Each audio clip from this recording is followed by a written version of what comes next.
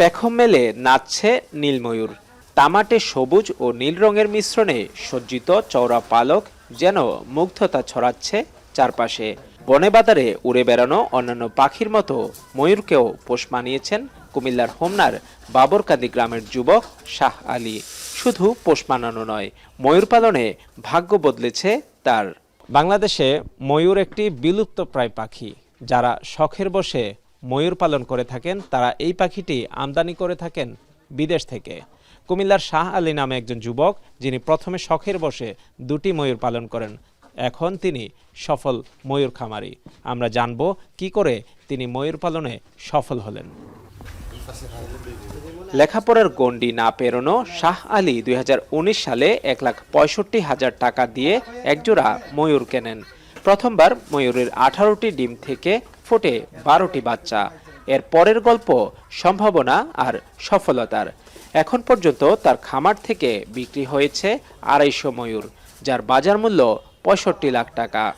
যখন 1,65,000 টাকা দিয়ে ময়ূর কিনেছিলাম তখন আমার বাড়ির মানুষ অনেক কথা বলেছিল যে এত টাকা দিয়ে ময়ূর কিনে, আমি বলছি আমার শখ, কত টাকা তো মানুষ নষ্ট করে। কিন্তু সেইখান থেকে আল্লাহর রহমতে আলহামদুলিল্লাহ আমি এখন অনেক ভালো আছি, বা এখান থেকে আমি মোটামুটি ভালো কিছু টাকা উপার্জন করতে পারি। শাহ আলীর সফলতা দেখে অনেকেই ময়ূর পালনে আগ্রহ দেখাচ্ছেন। এছাড়া দৃষ্টিনন্দন এই পাখি দেখতে খামারে ভিড় করেন অনেকে। আমরা এটা দেখে আসলে অনুপ্রাণিত হই যে সে কি সুন্দর একটা নিজেকে প্রতিষ্ঠিত করার চেষ্টা করতেছে। এই নানান ধরনের মানুষ নানান কথা বলবে, কিন্তু ওইটা পরোয়া না করে নিজের একটা যে ইচ্ছা ছিল ওই ইচ্ছাটা পূরণ করছে, যে দেখাই দিচ্ছে মানুষকে। ময়ূর পালন এর রোগ প্রতিরোধ ও চিকিৎসা সহ সব সহায়তা দেয়া হচ্ছে বলে জানায় উপজেলা প্রাণী সম্পদ অফিস। ময়ূর একটি বিলুপ্ত প্রায় পাখি, কিন্তু সেটা পোল্ট্রির শ্রেণীভুক্ত।